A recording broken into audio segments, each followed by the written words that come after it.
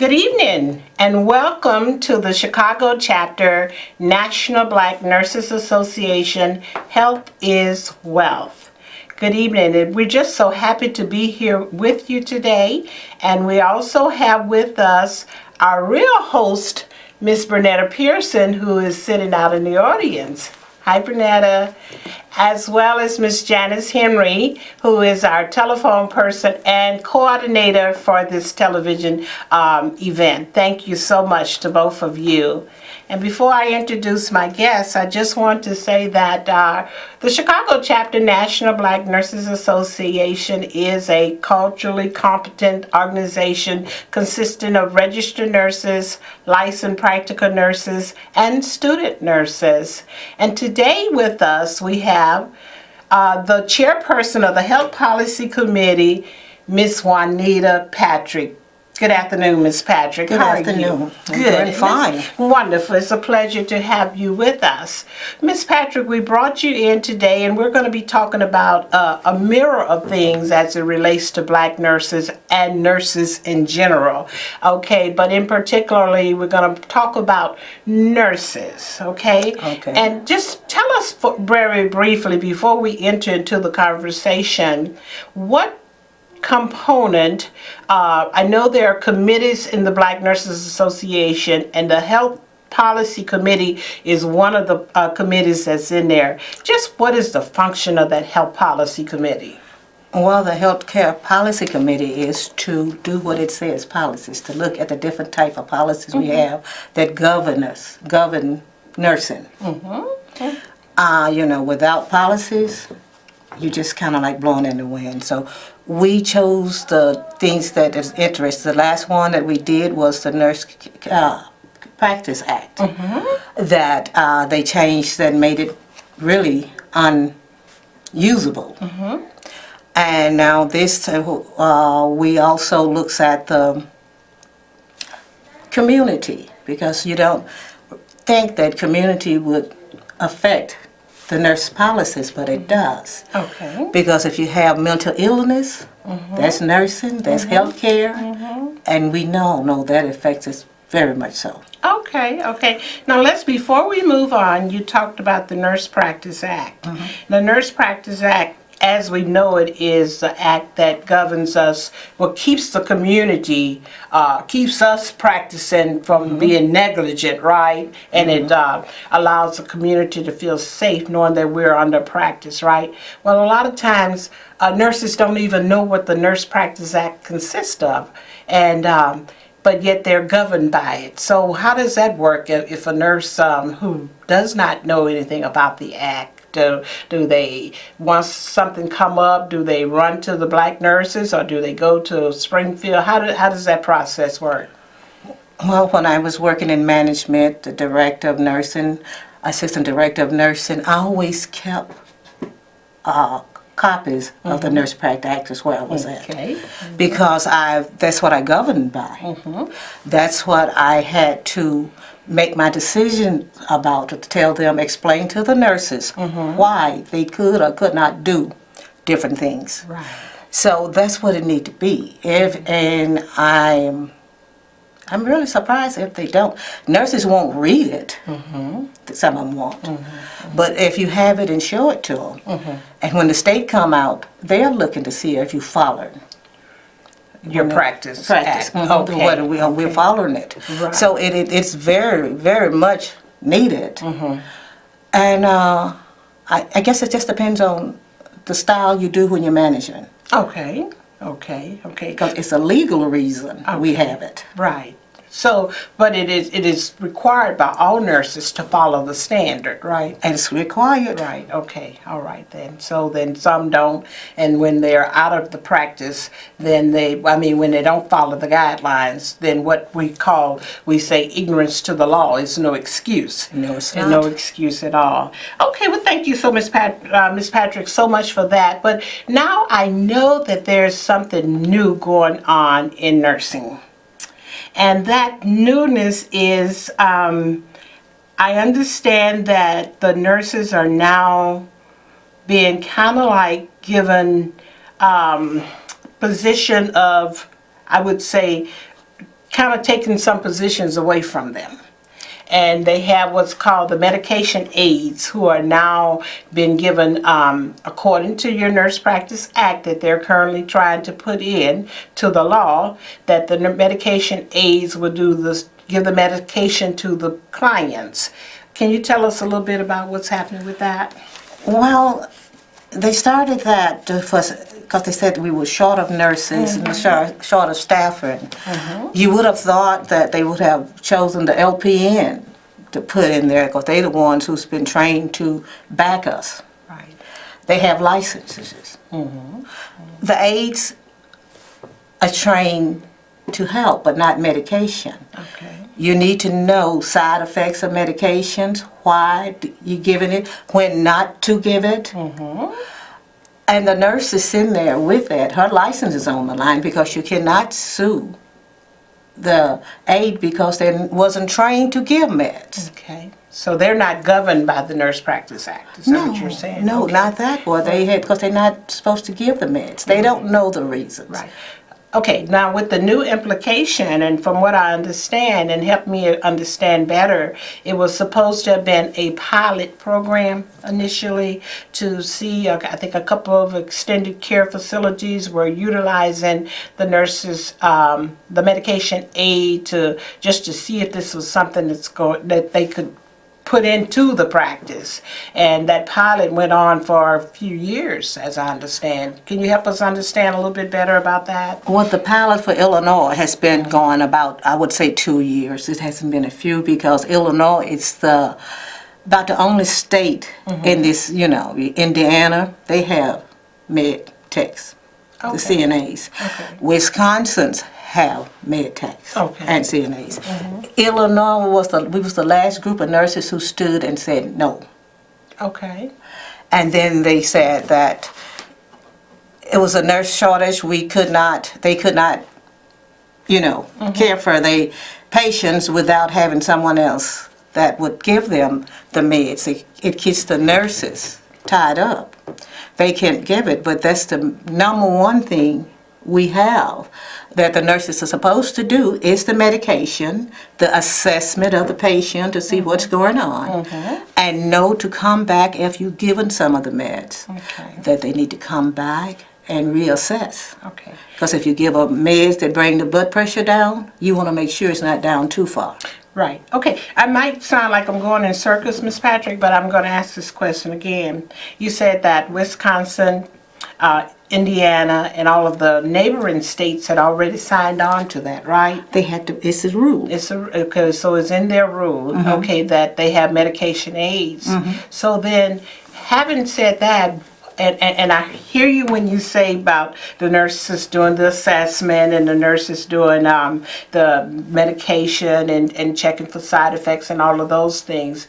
Why is it resistant if it's working in your neighboring states? I didn't say it was working. Okay. Okay. But it's in practice. They have it. Okay. Most nurses, if you're riding my license and I don't trust you, I'm not delegating that duty to you. Okay. So most of them are not delegating the duties to the aides, medication aides, Okay. because your license is the ones That's right. Your license is the one that's riding on, that they're riding on. But now here again, I'm playing the devil's advocate. It's okay. Here again, if I am a nurse and I am very comfortable in allowing a trained, however number, if it's 5 weeks, 4 weeks, whatever, medication aid to give my meds, and I allow that, and it becomes part of the practice of the institution that we're in. And then another nurse, as yourself, would come in and say, I'm not going to allow that. Where does it put the person who is right now in the middle of two nurses, one who say I will and one who say I will not? Where does that put that person? Have we gotten to that yet? Or do we know of any situations? It's not, because most of the nurses who's in the field who haven't they just come in and give the medication and let the aides continue to do what they're supposed to care. They care, they give the feeding, the bathing, walking them, helping the physical therapists and different things like that. Most of them because you're afraid. Okay. The nurses are afraid to do that. It's not that you don't trust the aide, it's they haven't had the training. They haven't had the training. And I do understand that. I told you I was playing the devil's advocate, right? So I understand thoroughly what you're saying. However, with them doing a pilot study, and with the pilot study getting through, and it's placed now into a potential Nurse Practice Act that is due to set or has already set, because it sets every 10 years, right? So we have now nurses who are, what are we doing to kind of combat that? Is it something that has been put in place to say that, oh no, we're going to combat this thing? We have been fighting it for the last 2 Okay. years. Okay. It is not, some said it's law in Illinois, but it really is not. There's no white papers on it that tells you about it. You cannot find it. You can't find it. Okay, so you simply, if you can't find it, then It's not done. it supposedly is not done. Okay, but we know that some places it is done simply because it was piloted, right? Well, that's just it. They haven't found enough places that allow that to do that, really, to say they had I think they had about, the last time I heard, about 3 or 4 places that was doing that. That's not a pilot. Okay, wonderful. Now, Miss Patrick, and I'm calling you Juanita, okay? Juanita, you mentioned about mental health. How does mental health and how does your health policy interface with mental health? What does that mean to us? If we're lay people, you got a health policy committee in place, and yet you got a community full of mental health people. How does that work? Well, it works, and it should work with. When you, as nurses, if we can do anything to help the social workers, because they're the ones who really work with the mental health. And the nurses, we understand that the environment with all this killing and all that, and people are afraid. What do that do to you? Of course, it messes with your mental health. You're fearful. You don't want to go out, and you have the seniors. They are really fearful. They can't get out the house anymore. So we need to work and are willing to work with other agencies because we just can't go into the hospital, nursing homes, and sit and say that's something we're not responsible for because we are. Right. So when you say other agencies, you're talking about social workers who are involved in other agencies and that type of thing, okay? And we know that mental health is real. It really is real, and it's serious. So how does, what's Black Nurses' position on that? And let me just ask this question, and my reason for asking the question. Because they closed up so many of the mental health institutions that we were so accustomed to, and now we got people just walking around in the community, who truly are sick. Has Black Nurses taken a stand on that, and what are we doing from a health policy standpoint? From a health policy standpoint, since we are under the national ones, and they are the one who took the point on explaining to Chicago chapter what they should do about it, because. And we need to, it's one of the programs that the Health Policy Committee is working on to bring up to see what can we do. Because you have mental ill people, like the man who got hit in Chinatown. The guy who hit him was mentally ill. Okay. He just walked past and threw his, I don't know what he intended to hit him, or was he just flinging his arms and hit him. But he's going to jail, and the man might die. You don't need to go to jail if he's mentally ill. Why would you lock him up? Right. You need to get him some help. Right. So it takes time, and nurses need to be part of at the table, coming up with solutions. Okay, I like that. I like nurses need to be at the table. And when you speak of nurses being at the table, are we? At this point, not like we should be. Are we there at all? Well, I can't say we is or not. I know we trying to be there. Okay. I think it's critically important that we, and especially black nurses, because it is our community that is affected the most. Would you not agree? I don't know. The inner city, I think it's all communities because we are crowded in unless you in the upper class ones where money, being able to get what you need, the care you need. It's not, then it's not just black, it's all of us in this community. We're crowded in here. In 2018, we should be able to get the things we need to help our people, but it's worse than it was back in 2013. Right. I guess what I'm saying is when I say at the table, I remember when I was on the board of professional regulations, and that is considered at the table because you're making nursing law, okay, and you're interfacing with the state representatives and federal and all of that.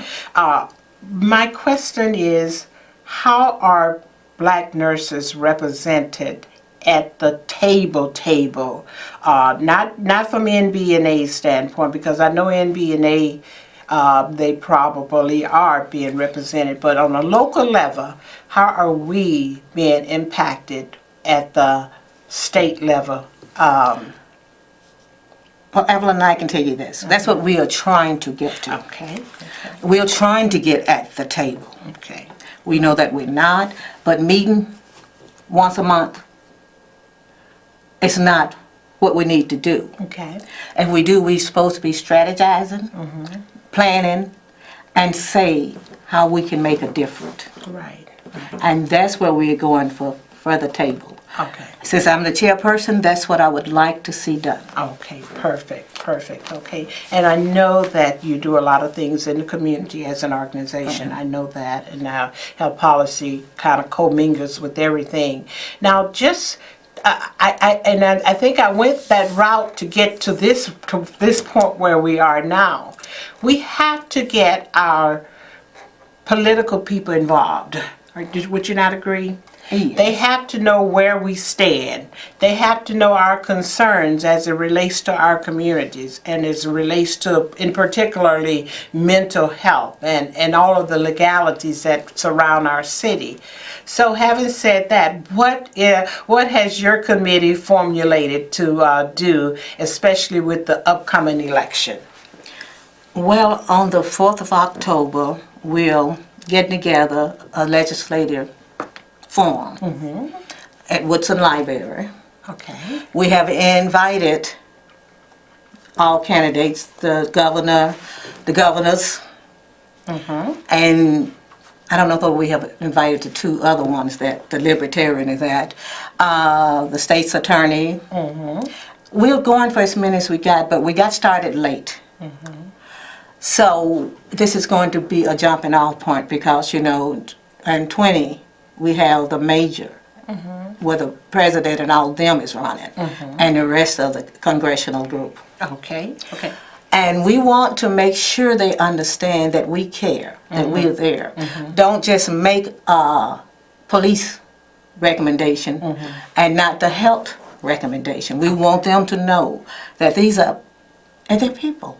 They need caring. You see on the television more caring about what happened to the animals than you do to the people. To the people, okay. So I help me understand. You're having a bipartisan candidate forum, and it's going to be at the Woodson Library, okay, and that's at 95th. Well, 95th right off of Halstead. 9501, I think it is, to be exact. 9501 South Halstead, and it's going to be on October the 4th. Am I right? You're right. At 5:30 p.m. to 8 p.m. To 8 p.m. Okay, and we should then, at that point in time, we're inviting the public to come out. We're asking the public to please come out. Please come, okay, please That's come what out. we're asking. Please come out because this is the first time on the south side Okay, that we've had it that is sponsored by blacks. okay. And we are black nurses, but we're sponsored about that. And we're asking for the participation to come out. And maybe you have a question you want to ask some of them. Then ask that question. Then ask Let that them know that we care. Okay. We are not just having it to say we're having it. Okay. We're having it so we can give our constituents, our people, information. Okay, okay. So it's going to be a sharing of information. They're going to find out about black nurses and nurse people in general in the community and our needs, and they're going to be there because they're going to be telling us what their campaign and what their platform is What their about, right? platform. Right, okay. So and we're expecting both governors that are running, as well as The lieutenant lieutenant governors. governor. Okay, perfect. Both sides have been invited, and then we're going to have the state's attorney on both sides that have been invited, right? Is that right? They have been invited, what's his name, Raul? Okay. He has told us that he's not going to be there, but he's sending a representative from his office. So you have somebody representing from different departments, right? Okay, state's attorney and government governor, as well as. Are there going to be any other? It's more than just that, but we haven't gotten back. They haven't gotten information back to us. Okay. But then we are going to be looking at the congressional who is running this term. Okay. We are looking at those. Okay. Now let me ask you a question then, Juanita. Since the mayor race is coming, has that been factored into your campaign? Is No. this just for the state officers? No, the mayor is not on this ballot coming up. Okay. They are going to be running for, what is it, May? Some in the early spring, I know. Okay. So this one only going up to November, the ones who's running in November. Gotcha. Okay, so that would be your state elected officials that you're going to be having a candidate forum with, right? And if you have an alderman or something, no, the alderman is next May too, isn't it? But if you have someone who's running you want to know, let us know and we'll see about getting them on. There are a lot of state representatives. It's a like lot the of state senators and the state representatives and all of them. So I guess those should be considered. We have been contacting them. It's been Okay. about a week since I spoke with the ones who's working on that, so I don't know where they're at this point. I'll know by tomorrow. Okay. Miss Juanita, I want you to look right into that camera, and I want you to again invite the audience, the viewing audience, to our function. Tell them when it is and where it is and the location. Okay. Okay. We're asking the communities, not just one or two, all communities. If you are interested in to speak with some of your representatives, if you have questions, please come out October the 4th and to the Woodson Library, 95th and Halstead. You can't miss it. It's on the corner. And get involved. And we would like to see you there because this is not just a one-time thing.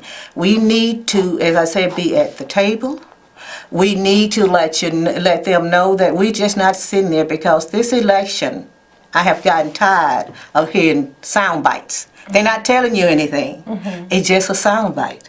You used to would be told what they plan to do, what they was going to do for the community. They're not doing it this election. It's like a quiz show. That's what they're doing. Okay. So that's the reason why we wanted this program to get started. Okay, all right. Now let me just recap, okay, since we have a few minutes. What I'm hearing you say is that you're having a bipartisan candidate forum, okay? And it's going to be on Thursday night. Thursday night. October 4th. Thursday night, October 4th, at the Woodson Library. And it's at 9501 South Halstead, okay? And the time is from 5:30 p.m. to 8 o'clock p.m. And you said very clearly that you want all communities to come. All communities And to come I out. can appreciate that because all communities, this is not just South Side, West Side, East Side, North Side.